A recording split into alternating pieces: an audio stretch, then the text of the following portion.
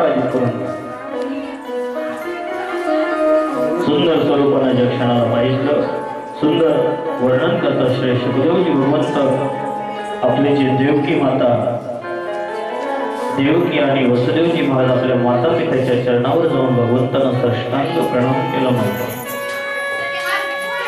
शिवदेवजी मुनी सांगतात परीक्षित आज संपूर्ण 11 वर्षानंतर देवकी मातेने आपल्या बाळाला बघितलं माहिती. जन्म दिल्यानंतर ज्या भगवंताला गोकुळामध्ये सोडून आले आज संपूर्ण सुंदर हे सविस्तर विधानांना आम्ही तुम्ही ऐकणार आहे. त्या अगोदर 2 मिनिटं मोठ्या प्रेमानं भगवंताचं भजन हाताने टाळी वाजवून मोठ्या प्रेमानं सर्वजण भगवंताचं स्मरण करू म्हणतो. खाली बस खाली बस हा खाली बस घेते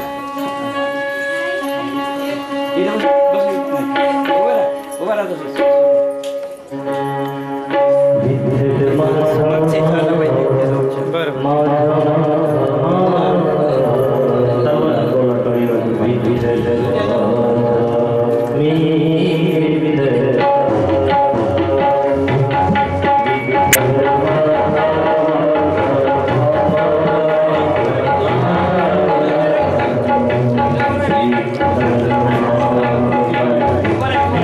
Thank you.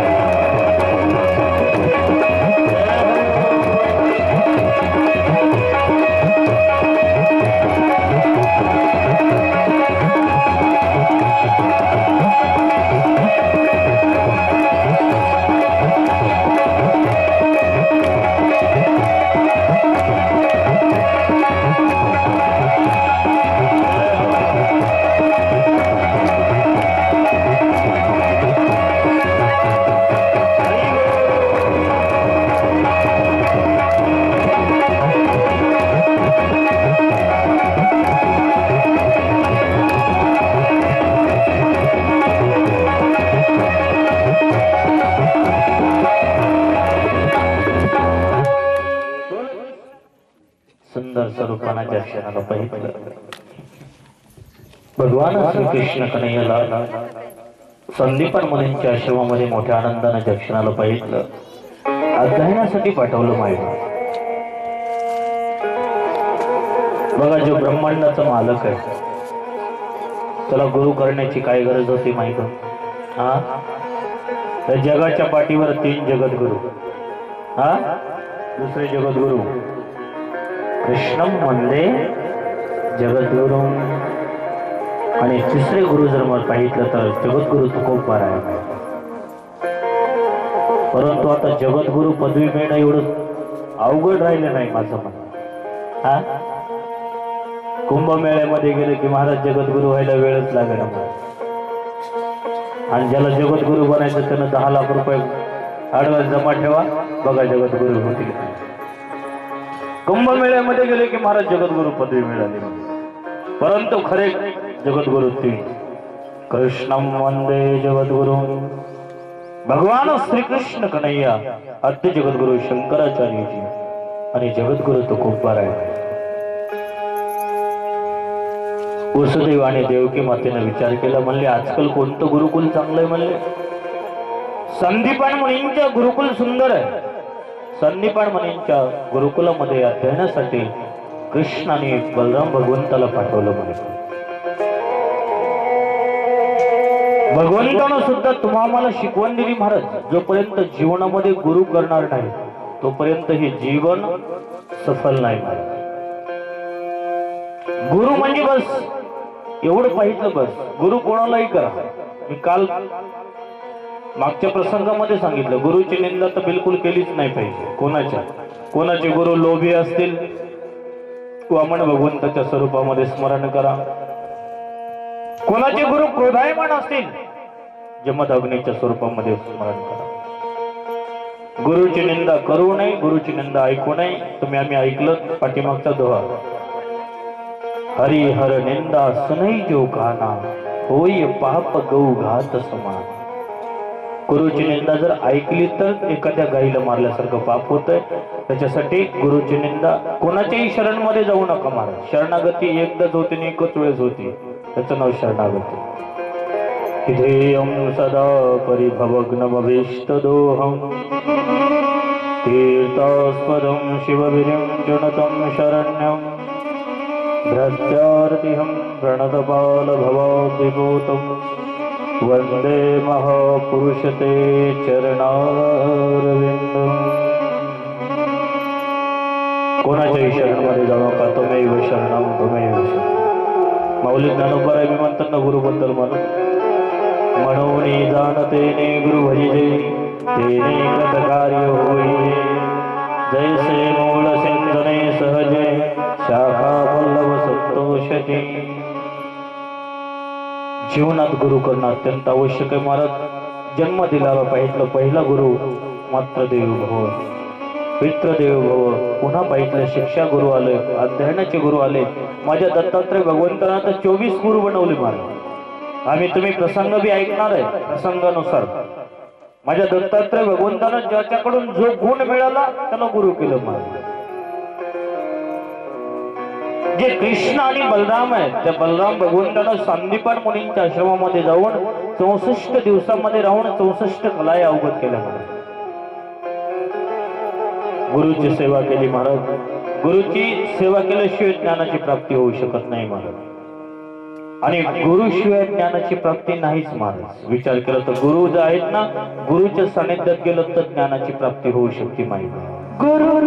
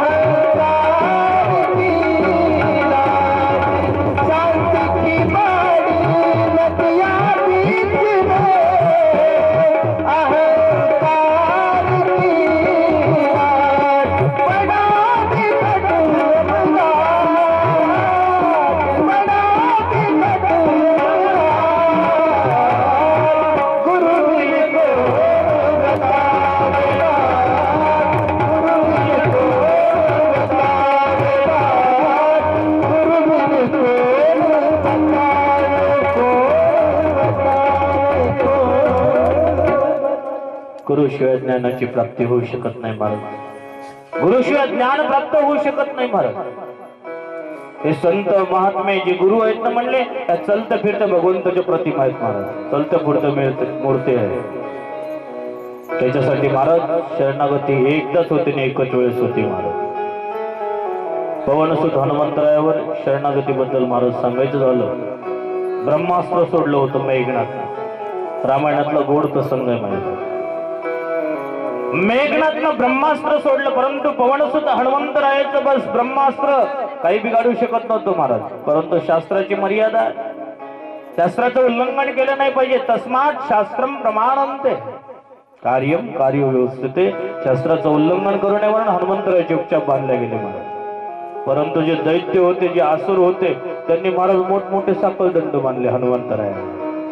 आता हनुमंतराय महाराज अगोदरच जासुरदय आकार बसई राम चराचर, ज्याच्या हृदयामध्ये स्वयं साक्षात भगवंत आहे त्या भक्ताच्या, हनुमंतरायानं महाराज सर्व शक्तीनं महाराज सर्व सापळदंड तोडले.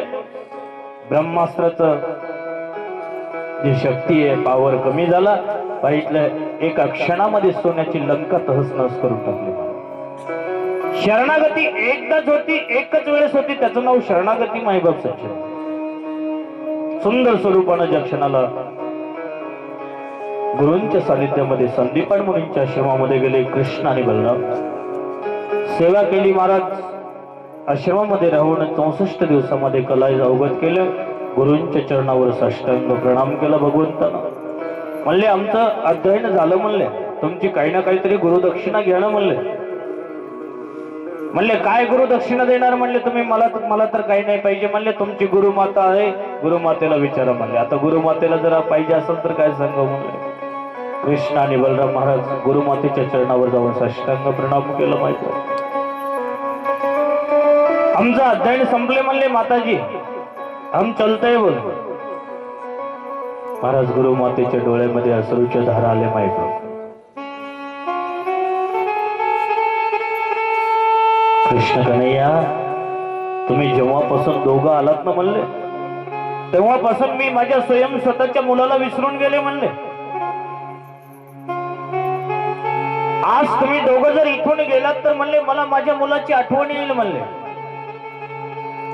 तुम्ही दोघं आलात ना तेव्हापासून बस माझ्या मुलाचं सुद्धा स्मरण मला कशाचं कमतरता भासवली नाही. परंतु आज तुम्ही दोघं जर जात असाल ना म्हणले, बस कन्हैया मला काही नाही पाहिजे म्हणले गुरुदक्षिणा, माझा मला पुत्र पाहिजे म्हणले. भगवंताला कळालं महाराज आमच्या गुरूंना सुद्धा पुत्र होता. भगवंत गुरुच्या पुत्राच्या शोधामध्ये निघाले. माहिती समुद्र देवताच्या शरण मध्ये गेले. हे समुद्र देवता, आमच्या गुरुचा पुत्र जर आपल्याकडे असेल तर आम्हाला गुरुचा पुत्र परत करावा. म्हणले आमच्याकडं गुरुचा पुत्र नाही, परंतु बस एक आसुर आहे शंकासूर. शंकासूर जवळ गेले महाराज. शंकासूर जवळ ज्या क्षणाला पाहिलं गुरुचा पुत्र मिळाला नाही, गुरुचा पुत्र मिळाला नाही. एक शंख सापडला. पंचजन्य शंख घेतला आणि थेट भगवंत धर्मराज यमराज महाराजांच्या दरवाजावर गेले. भगवंतानं एवढा जोरात शंख ध्वनी केला माईबाप सज्जन. धर्मराज महाराज धावत पळत पळत आले. महाराज भगवंताच्या चरणावर साष्टांग प्रणाम केलं. सज्जन प्रणाम केला आणि इथं आसन टाका बसायला बघू.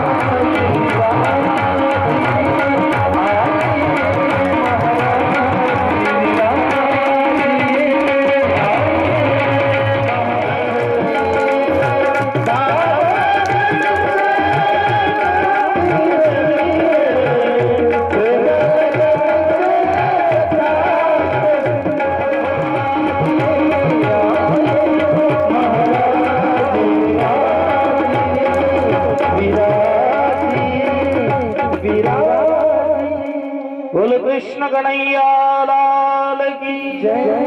श्रद्धेकड भावाकड पाहून प्रेमाकड पाहून म्हणले बस महाराजांच्या कथेमध्येच उपस्थितीला होतो म्हणून त्यांचंही मन भरून आलं मोठ्या आनंदानं. महाराज खरंच मोठे महान संत महात्मा आहेत महाराज. त्यांच्या परम पावन वंशामधील नाथबाबांचं मोठ्या आनंदानं आपल्या कथेमध्ये सर्वांच्या दर्शनाचा योग प्राप्त झाला. ते खरंच भाग्य आहे महाराज. शास्त्राच्या भाषेमध्ये सांगायचं झालं की भाग्योदयेन बहुजन्म समर्जिते सतसंगम चलभते पुरुषो यदा वै. एक जन्माचं नाही जन्म जन्मांतराचं कल्पकल्पांतराचं युग मोठं भाग्य उदयास येतो माहिती.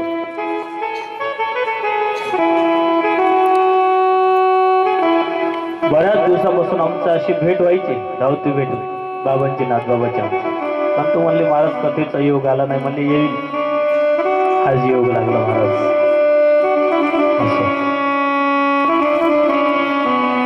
जो परम पावन प्रसंग चालू आहे संदीपान मुनींच्या आश्रमामध्ये ज्या स्वरूपानं पाहितलं भगवान श्रीकृष्ण आणि बलदेव भगवंत सुंदर ज्या स्वरूपानं बस अध्ययन करून ज्यावेळेस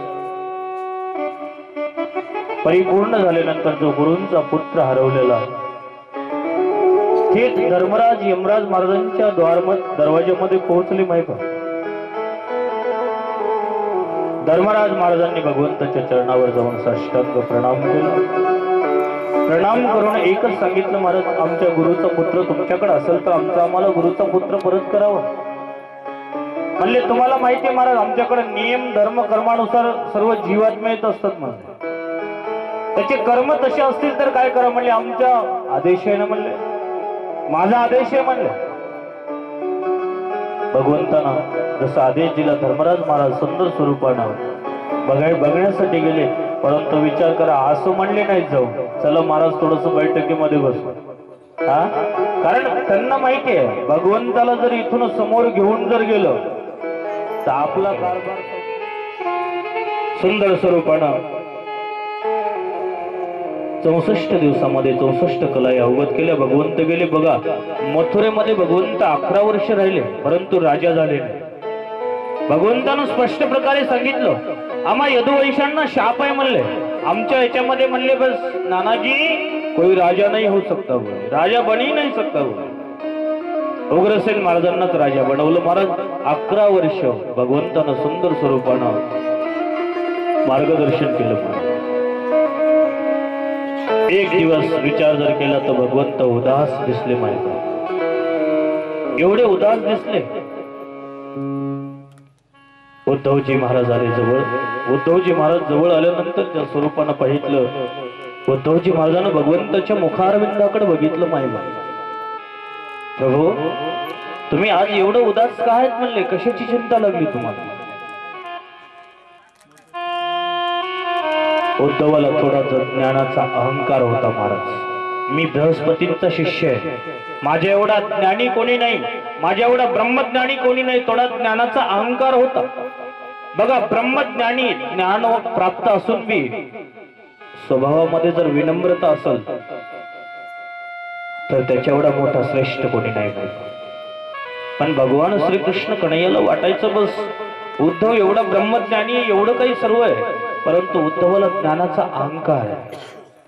त्याचा अहंकार थोडासा दूर जर झाला तर याचा स्वभाव होऊन जाईल म्हणले. भगवंताला उद्धवाचा अहंकार दूर करायचा होता महाराज. भगवंत उदास बसले सिंहासनावर. बस उद्धव अरे ज्या भगवान श्रीकृष्ण कन्हैयानं बस आठवण काढली म्हणले. ज्या गोपिका आहेत म्हणले ज्या गोपिका स्वयं स्वतःला माझा स्वयं स्वतःचा प्राण समजतात म्हणले त्या गोपिका माझी आठवण करीत असतील म्हणले. जी माझी यशोदा मैया आहे जे माझे नंद बाबा आहेत माझे बाबा ज्या क्षणाला पाहितलं आठवण करीत असतील म्हणले. अरे ज्यांना मी सांगितलं होतं बस एक दिवस जाईल एका दिवसामध्ये यात्रा पाहून परत येईल म्हणले. आज एवढे वर्ष झाले म्हणले बस ना मी गेलो ना त्यांना बोलू शकलो म्हणून. काही काही भक्तांच्या मनामध्ये प्रश्न असतात महाराज. वृंदावन आणि मथुरेचं अंतर जास्त नाही. भगवंताने इकडं का बोलून घेतलं असेल महाराज? कारण वेगवेगळा भाव आहे महाराज, श्रद्धा वेगवेगळी. मथुरेतली जी सभा आहे, मथुरेतली जी जन समाज आहे, त्यांच्या दृष्टीनं भगवंताचं ऐश्वर्य आहे, भगवंत महान आहे. परंतु वृंदावनचा जो भाव आहे तो सख्य भाव आहे, मित्रवत भाव है. अरे हमारा मित्र है, बोले हमारा दोस्त है, मेरा कृष्ण कन्हैया है. हे भाव एकत्रित आल्यानंतर बस याचा भंग न होईल याच्यासाठी भगवंतानं बोलून घेतले नाहीत माहिती. उद्धव म्हणले जाऊन त्या गोपिकांना, माझ्या यशोदा बाबांना, माझ्या यशोदा मैयाला भेट घेशील म्हणले. म्हणले मला कोण ओळखणार आहे म्हणले तिथं. उद्धवजींना वाटलं मी बृहस्पतींचा शिष्य आहे आणि त्या अज्ञानी गोपिका आहे, त्या अज्ञानी गोपिकांना मी काय बोलू म्हणले, माझे काय सभ्यता करणार आहे, काय शब्द कळतील म्हणले त्यांना. भगवंतानं आपल्या अंगावरचा पितांबर काढला, उद्धवाच्या गळ्यामध्ये टाकला महाराज. आपला मुकुट काढला, उद्धवाच्या मस्तकावर धारण केलं. माहिती उद्धव माझ्यासाठी का होईना बस जा म्हणाले. बघा जेवढं माता पित्याला पुत्र सांगत नाही तेवढं मित्राला बोलतो माहिती. भगवान श्रीकृष्ण कन्हैया ब्रह्मांडाचे मालक आहे. आज उद्धवजींना वृंदावन भूमीमध्ये पाठवलं माहिती. रथ जसा वृंदावन भूमीमध्ये गेला, छोटे छोटे बालक धावत आले, आमचे कृष्ण कन्हैया आले, कन्हैया आले, कन्हैया आले. आनंद वाटायला लागला माहिती. जवळ धावत धावत आले, बघितलं उद्धवजी महाराज खाली उतरत होते. बालकांचं मन उदास झालं माहिती. अरे हे तर आपला कृष्ण कन्हैया नाही म्हणलंय, हा तर आपल्या कृष्ण कन्हैया सारखा आहे, हा कोण आहे काय माहित नाही. उद्धवजी महाराज खाली आले, म्हणले अरे बालक हो, इथं यशोदा मैया आणि नंद बाबांचं घर कुठे आहे म्हणलं. छोट्या छोट्या बालकांच्या मुखातून शब्द बाहेर पडले, ही जी ओली झालेली जमीन आहे ना म्हणले, त्या ओली झालेल्या जमिनीच्या कडेकडेनं चालत जा म्हणले. यशोदा मैयाचं आणि नंद बाबांचं घर मिळेल म्हणले. कारण जेव्हापासून कृष्ण कन्हैया मथुरेला गेलेत ना, तेव्हापासून यशोदा मैयाच्या बस डोळ्यामधलं अश्रूचं खंडन झालं नाही माहिती. उद्धवजी महाराजांची जे ज्ञानाचा अहंकार होता, ज्ञानाची पहिली सीडी होती ती इथंच थंड झाली माहिती. उद्धवजी महाराज जड पावलानं चालत होते समोर. जसं महलामध्ये प्रवेश केला, यशोदा मैया खाली पाळण्याला झोका देत होती महाराज. यशोदा मैयाला पाहिलं, उद्धवजी महाराजांनी बस सांगितलं, मैया प्रणाम करतो, मी तुझ्या पाहितलं बस लाडल्या श्रीकृष्ण कन्हैयाचा परम मित्र आहे, परम सखा आहे, माझं नाव उद्धव आहे. यशोदा मैयाच्या डोळ्यामधून अश्रूच्या धारा आल्या. बस उद्धव जरा हळू बोल म्हणले, माझं बाळ पाळण्यामध्ये झोपलंय म्हणले. नंद बाबांकडे बघितलं महाराज. नंद बाबा म्हणले बस उद्धव, जेव्हापासून कृष्ण कन्हैया मथुरेला गेलेत ना, तेव्हापासून ह्या यशोदेची ही स्थिती झाली म्हणले. बघ म्हणले, एखाद्या सण वाराला जर पाहितला विचार जर केला तर स्वयं स्वतःचा पुत्र जर घरी नाही आला, आईच्या समोर जेवणाचं ताट जर समोर आलं तर पहिला घास उचलला की बस आपल्या बाळाची आठवण येते. माईबाप सच्चन, माझ्या बाळानं काय खाल्लं असेल, काय पिलं असेल, ज्या क्षणाला पाहितलं पहिलं स्मरण झालं. परंतु यदि कदाचित पुत्र जर घरी नाही येऊ शकला तर पुत्राच्या जाग्यावर मुलाचा मित्र जरी घरी आला तरी तेवढाच आनंद वाटतो. मायबाप विचार केला. नंद बाबांच्या चरणावर प्रणाम केला. उद्धवजी महाराज म्हणले, बाबा ज्या गोपिका आहे, ज्या भगवंतानं माझ्या कृष्ण कन्हैयानं माझ्या मित्रांना ज्याच्यासाठी मला पाठवलंय, ते नंद बाबा त्या गोपिका कुठे, त्या गोपिकांच्या भेटीसाठी चला ना म्हणलं. सर्व गोपिका एकत्रित बसल्या होत्या माहिती. एक जी मध्यभागी गोपिका बसली होती जिचं नाव आहे राधा.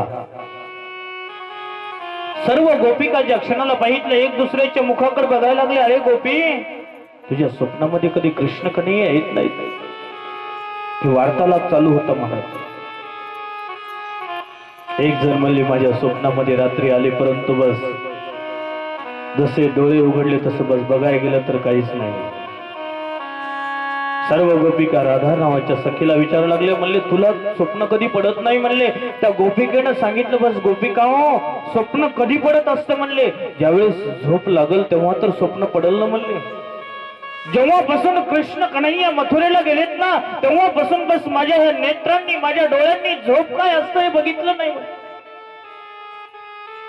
उद्धवजी महाराज एका वृक्षाच्या पाठीमाग नंद बाबा आणि उद्धवजी महाराज संवाद ऐकत होते. माहिती तेवढ्यामध्ये काला भ्रमर आला, एक भुंग आला आणि त्या राधा नावाच्या गोपीच्या सखीच्या चरणावर बसलं महाराज, ज्याला भागवतामध्ये भ्रमर गीत म्हणलं जातं. माहिती तो भोंग आला महाराज, रागाच्या भरामध्ये जे नाही ते बोलायला लागले गोपिका. माहिती भगवान श्रीकृष्ण कन्हैयाला जे नाही ते शब्द उच्चारण करायला लागल्या. अरे काले तो सब कपटी होते हैं बोले, क्या बिगाड़ा था उस बाली ने जहां छुप करके बाण मार दिया. अरे काय बिघडवलं होतं म्हणले वामन, राजा बलीनं म्हणलंय. राजा बलीकड छोटासा वामन होऊन गेला आणि पाहितलं बस ज्यावेळेस मापण्याची बारी आली त्यावेळेस विराट स्वरूप धारण केलं. म्हणले उद्धवजी महाराजांनी हे शब्द ऐकले. महाराज उद्धवजी महाराजांच्या डोळ्यामध्ये अश्रूच्या धारा आल्या. माहिती अरे ज्या गोपिकांना मी अज्ञानी समजत होतो, ज्या गोपिकांना या गोपिका तर महान आहेत, यांना तर माहितीये केवळ कृष्ण कन्हैया नाही, यांना तर प्रत्यक्ष माहितीये प्रत्येक जन्मामध्ये प्रत्येक युगामध्ये प्रत्येक मन्वंतर मध्ये भगवंत अवताराला येतात.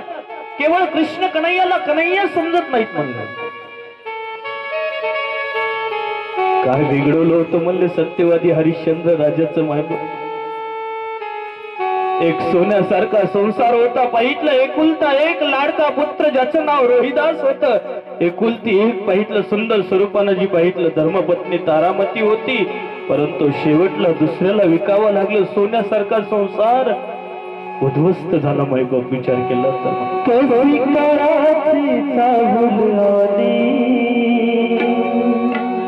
बाग सुखाची करवून गेली, कशी कराची चाहूल आली. बाग सुखाची करवून गेली, कसं विपरीत झालं सारं होता सोन्याचा संसार. हरिश्चंद्राचा दरबार होता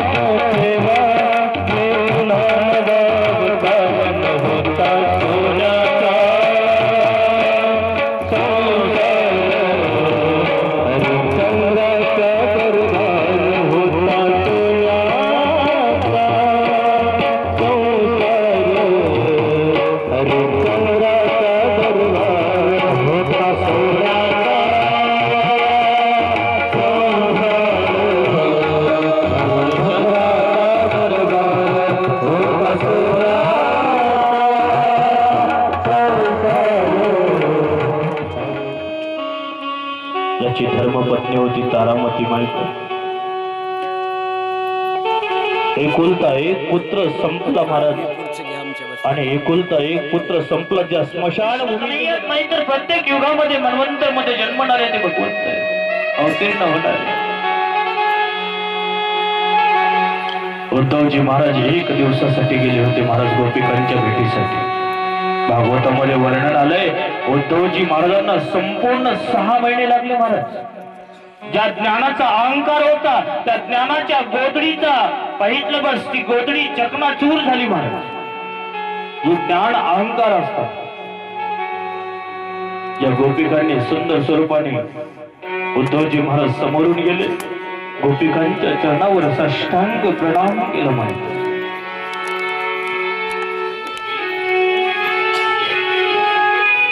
जो भ्रमर उडत गेला होता महाराज तो भुंगा भगवंताकडे जाईल. एक गोपिका म्हणली, अरे त्या भगवंताला आपण रागाच्या भरामध्ये जे नाही ते शब्द बोललो म्हणले. त्याला परत येण्यासाठी जे गीत गायलं होतं ते मधुर जे भ्रमर गीत म्हणलं जातं नाही. मधुप गीतम बंधो माम वृषांस पत्न्या, हे मधुप हे भ्रमरामध्ये जे नाही ते बोललो म्हणलं. सुंदर स्वरूपानं येऊन उद्धवजी महाराजांनी सांगितलं, बस मी तुमच्या लाडल्या श्रीकृष्ण कन्हैयाचा परम मित्र आहे, परम सखा आहे. परम मित्र आहे माझे रामकृष्ण. खाली बसले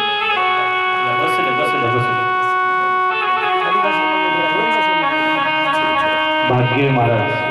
आज एक एक महान पुरुष पदार्थ आहेत महाराज. आज जी ज्ञानाची गोष्ट निघाली महाराज, जी उद्धवजी महाराजांच्या ज्या ज्ञानाचा अहंकार चकनाचूर झाला, जी वृंदावन भूमीमध्ये जे स्थान आहे महाराज, तसं आज जर पाहिलं त्याचं सर्व श्रेय जर म्हणलं बाबा नाथ बाबा तर सर्व आमच्या गुरुजींना श्रेय जाते. आज जे मी तुम्हाला या व्यास मंचावर जे दिसत आहे महाराज, परम श्रद्धे परम आदरणीय ज्या मोठ्या महाराजांनी सुंदर स्वरूपाने ज्यांना सद्बुद्धी दिली असावी आणि त्यांच्या सद्बुद्धीद्वारा ज्या मार्गदर्शनाखाली हरिभक्त परायण आदरणीय परम घासाश्री आमचे गुरुवर्य अच्युत महाराज स्थापूरकर यांच्या माध्यमातून आज त्या वृंदावन भूमीमध्ये जिथं उद्धवजी महाराजांचं पाहिजे ज्ञानाचं सुंदर स्वरूपानं जे सुंदर संवाद जो गोपी संवाद उद्धव गोपी संवाद जो झालेला आहे त्या वृंदावन भूमीमध्ये भागवत अध्ययनाचा योग प्राप्त करून दिला माझे परमादरणीय परम श्रद्धेय ज्यांना गुरुजीच म्हणतो जगन्नाथ महाराज चव्हाण हे उपस्थित झाले. परम सौभाग्य समजतो महाराज, कारण हे मोठ्या महान संत महापुरुषांच्या सानिध्यातले हे सर्व मंडळी महाराज सुंदर ज्या स्वरूपानं पाहितलं. उद्धवजी महाराजांचं संपूर्ण 6 महिने लागले माहिती. 6 महिने लागल्यानंतर उद्धवजी महाराज ज्या क्षणाला सर्व गोपिकांच्या चरणावर यशोदा मैया नंद बाबांच्या चरणावर साष्टांग प्रणाम करून ज्यावेळेस परत मथुरेमध्ये आले महाराज, भगवंत बसलेले होते द्वारिकाधीश कृष्ण कन्हैया. उद्धवजी महाराजांनी बघितलं भगवंताकडे पाहता क्षणी म्हणले, बस आज कळालंच मला तुम्ही किती निष्ठुर आहात म्हणले. भगवंत म्हणले, अरे उद्धव तुझा तर स्वभाव बदलला.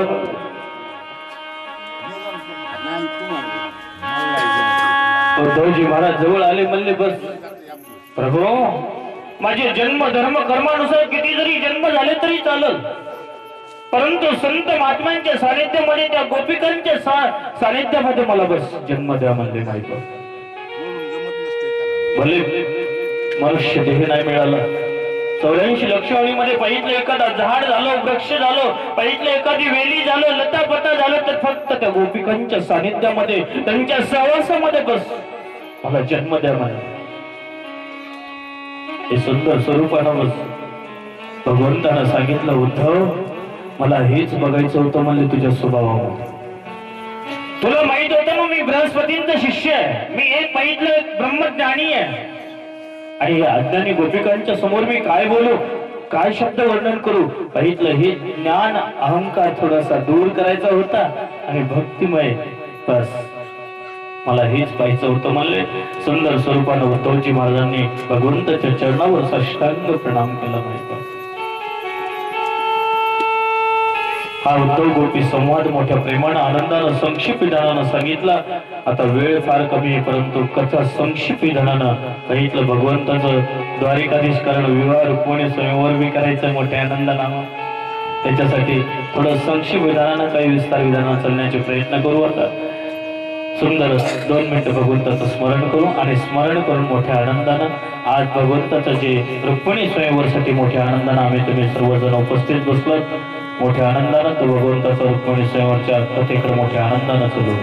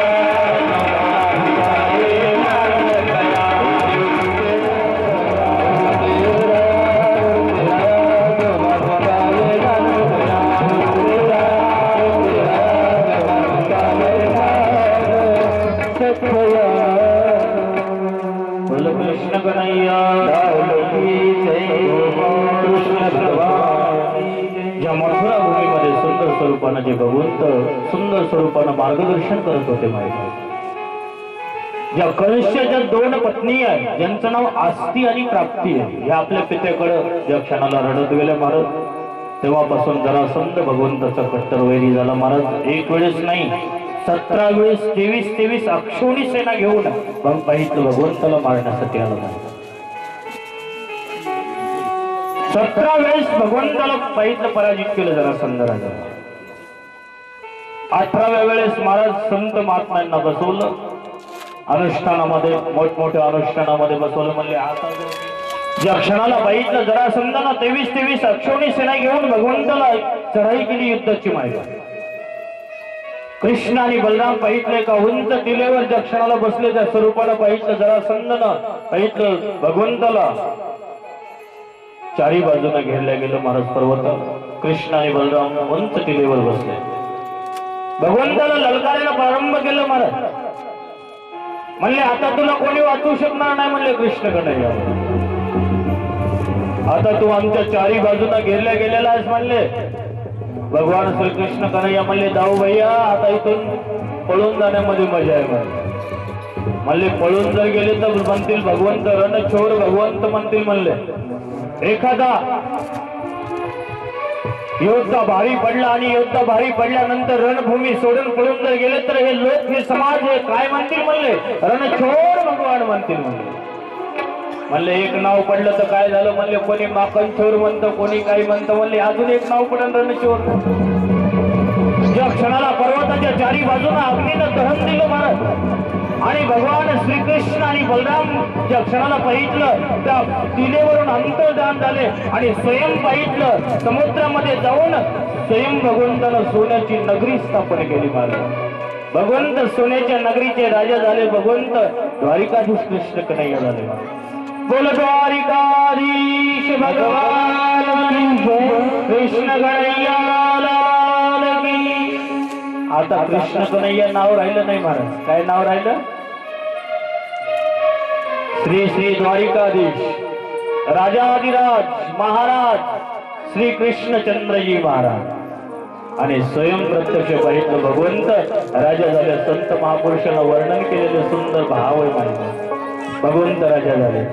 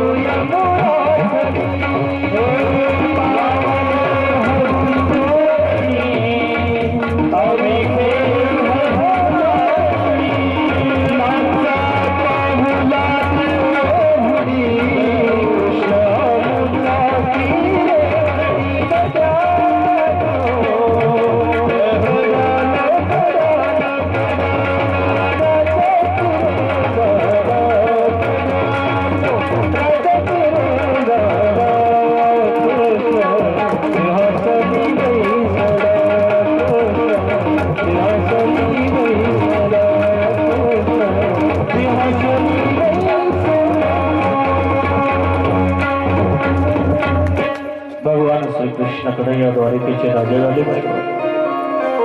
राजाधिराज महाराज कृष्णचंद्रजी महाराज जोपर्यंत स्वयं प्रत्यक्ष मथुरेमध्ये होते माहिती तोपर्यंत राजा झाले नाही प्रभू। यदुवंशांना शाप होता म्हणले तुमच्या कुळामध्ये कोणी राजा होणार नाही। भगवंतानं स्वयं स्वतःची सोन्याची नगरी स्थापन केली आणि स्वयं स्वतः भगवंत राजा झाले। सुंदर स्वरूपानं मोठे आनंद थोडा मध्ये मध्ये दाऊ भैयाची लीला सांगा म्हणले। दाऊ भैयाची लीला बडी आघात आहे म्हणले। आता एवढे क्रोधायमान आहेत म्हणले दाऊ भैया त्यांची लीलाच आघात आहे। एक वेळेसचा प्रसंग आहे म्हणले भगवान श्रीकृष्ण कन्हैया म्हणले अरे कन्हैया दाऊ भैया म्हणले कन्हैया म्हणले मथुरेला वृंदावनला जाण्याची तयारी आहे म्हणले।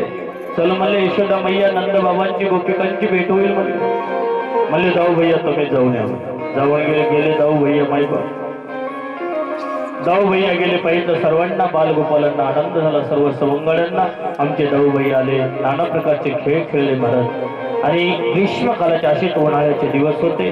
स्नान करण्याची इच्छा झाली। स्नान करण्याची इच्छा झाल्यानंतर म्हणले आता इथून यमुना नदी तर दूर आहे म्हणले कोणी जावं म्हणले तेवढ्या लांब म्हणले यमुना नदीलाच आपण बोलून घेऊ म्हणले। अच्छा म्हणले यमुना नदी हे यमुने आमचे स्नान करण्याची इच्छा आहे म्हणले इकडे ये म्हणले मी जर असं प्रत्येकाच्या घरी जात राहिले तर महाराज माझी काय किंमत करतील म्हणले लोक पुढे नाही गेली यमुना नदी महाराज। दाऊ भैयाला क्रोध निर्माण झाला महाराज।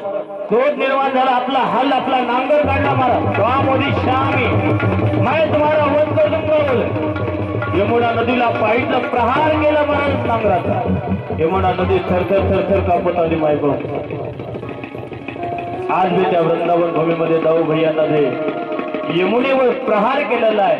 आज वृंदावनच्या बाजूला यमुना नदी वाकडी वाकडी नदी वाहायला लागते। सांग म्हणले परीक्षित या दाऊ भैयाच्या लीला आहेत म्हणले अशा। पुन्हा दाऊ भैया द्वारिकेमध्ये आले मोठ्या आनंदानं राहायला लागले महाराज। इकडे पाहिलं तोंडेपूरचे जे भीष्मक राजे आहेत आणि भीष्मक राजांची जी लाडकी कन्या आहे जिचं नाव रुक्मिणी रुक्मिणीचे भाऊ आहेत महाराज। रुक्मा रुक्मा भाऊ रुक्मिणी ज्या क्षणाला पाहिलं सर्व भाऊ ज्या क्षणाला पाहिलं सर्वजण भाऊ समोर बसले महाराज। भीष्मक राजांनी आपल्या सर्व मुलांच्या समोर मोठ्या आनंदानं सांगितलं म्हणले मुलांना म्हणले रुक्मिणीचा विवाह योग्य जागेवर कुठं ना कुठं केला पाहिजे आणि तुमची जर इच्छा असेल द्वारिकेचा जो राजा आहे भगवान श्रीकृष्ण कन्हैयाच्या द्वारिकेसोबत कृष्ण कन्हैयासोबत आपल्या रुक्मिणीचा विवाह केला जावा म्हणून महाराज। भगवंताचं नाव ऐकलं की जो रुक्मिणीचा भाऊ होता त्याचं नाव रुक्मी होतं। रुक्मीची पाहिलं तळपायाच्या मुंगी मस्तकाला गेली महाराज। त्या भगवड्या कृष्ण कन्हैया सोबत माझ्या बहिणीचा विवाह करू म्हणले। अरे एखादा योद्धा भारी पडला की रणभूमी सोडून पळणारा तो रणछोर त्या कृष्ण कन्हैया सोबत माझ्या बहिणीचा विवाह म्हणले बिलकुल ठीक नाही म्हणले।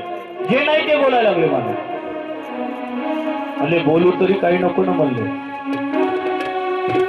बोलू तरी नको म्हणले काहीतरी। परंतु गेला महाराज शिशुपालाच्या राज्यामध्ये बघा कधी कधी पिता आणि पुत्रामध्ये बहस जर झाली तर शेवटी मुलाचं जरी खरं असलं तरी पित्याला पाठी माघार घ्यावं लागते की नाही। बरं ठीक आहे बाबा म्हणले तू जे म्हणतो तेच खरं म्हणले। बिचारे भीष्मक राजा बी शांत बसले। शिशुपालाच्या राज्यामध्ये गेला। शिशुपालाला त्या राजकुमाराला सर्व जाऊन सांगितलं आमच्या 5 भावंडामध्ये आमची लाडकी बहीण आहे रुक्मिणी आणि रुक्मिणीचा विवाह माझी तुझ्यासोबत करण्याची इच्छा आहे म्हणले। शिशुपाल म्हणला ठीक आहे म्हणलं। घरी आला महाराज रुक्मिणी पिताजी बस बारात आने वाली हो। जो शिशुपाल आहे राजकुमार आहे त्या राजकुमार शिशुपालासोबत आमच्या रुक्मिणीचा विवाह आम्ही करणार आहेत म्हणले। महाराज रुक्मिणीच्या कानावर पडलं की रुक्मिणी माता बस उदास झाली माहिती। रुक्मिणी मातेच्या डोळ्याला अश्रूच्या धारा लागल्या माहिती। म्हणजे आतापर्यंत मी जे तुळशीला पाणी घातलं त्या तुलसी मातेला म्हणले बस हे भगवान श्रीकृष्ण कन्हैयाला पतीच्या स्वरूपामध्ये बस विचार करत आहे म्हणले। नवरात्र देवी मातेला म्हणायला लागले हे देवी मा जेवढे नवरात्राचे उपवास केले त्या उपवासाचं एकच फळ मागते म्हणजे भगवान श्रीकृष्ण द्वारकाधीशपतीच्या स्वरूपामध्ये मिळाले। भागवतामध्ये एक मंत्र आहे माहिती आहे, एखाद्या मुलीचा विवाह जुळत नसेल, योग प्राप्त होत नसतील तर असा मंत्र आहे महाराज की कात्यायनी महामाई महायोगी नधीश्वरी नंदगोपसुतं देवी पतिं गुरुते नमः। त्या मंत्राचं विधिवत विधानानं जर पूजन केलं तर निश्चित रूपाने योग प्राप्त होतो माहिती। हे कात्यायनी मा, हे देवी मा, जेवढे नवरात्राचे उपवास केले तेवढं एकच फळ मागितलं म्हणले, मला भगवान द्वारिकाधीश पतीच्या स्वरूपामध्ये प्राप्त व्हावे। सुंदर स्वरूपानं बस हे भोलेनाथ, जेवढे तुमचे सोमवारचे व्रत केले, जेवढे उपवास केले त्याचं एकच फळ मागते म्हणे। रुक्मिणीची भाभी जवळ आली, महाराज रुक्मिणी आता असं रडल्यानं काम बनणार नाही म्हणे, काय करावं लागेल म्हणले, पत्र लिहावं लागेल। भगवान श्रीकृष्ण द्वारकाधीश प्रभूंना पत्र लिहावं लागेल। रुक्मिणीनं विचार केला, मी आतापर्यंत कधी बघितलं नाही त्यांना, पहिल्यांदा पत्र लिहावं तर काय लिहावं पत्रामध्ये, केवळ ज्यांच्याबद्दल ज्यांची महिमा ऐकून आहे म्हणे, काय लिहावं म्हणले पत्रामध्ये। सुंदर पत्र घेतलं महाराज, पहिल्यांदा पत्र लिहायला प्रारंभ केलं महाराज। शुकदेवजी महाराजांच्या शब्दामध्ये माहिती की श्रुत्वा भुवन सुंदर शृण्वतां ते, हे भुवन सुंदर, हे अच्युत, हे माधव, हे गोविंद, आतापर्यंत मी तुम्हाला कधी बघितलं नाही म्हणे। श्रुत्वा भुवन सुंदर शृण्वतां, हे भुवन सुंदर, हे बघा संबोधन किती सुंदर केले शुकदेवजी महाराजांच्या शब्दामध्ये। हे भुवन सुंदर, हे अच्युत, हे माधव, हे गोविंद, केवळ तुमची महिमा ऐकून म्हणली। बस माझा भाऊ जबरदस्ती माझा विवाह त्या शिशुपालासोबत करण्याची इच्छा प्रगट करत आहे, जरा थोडस वीरता येऊन दाखव आणि बस मला इथून घेऊन जा म्हणले। पत्रामध्ये माता रुक्मिणी लिहित आहे, माझे जन्म धर्म कर्मानुसार जेवढे मी जन्म झाले तरी चालेल, परंतु विवाह जर करील तर फक्त तुमच्याशी विवाह करेल। माता रुक्मिणीनं पत्रामध्ये लिहिलं, महाराज आमच्यामध्ये परंपरा आहे म्हणले, कुलदेवी ज्यावेळेस देवी मातेच्या दर्शनाला जाते तिथे कोणी नसणार आहे। आता हा भगवंताचा जो विवाह जो झालाय ना माहिती, हा राक्षस विधानेनं विवाह झाला, विचार केला।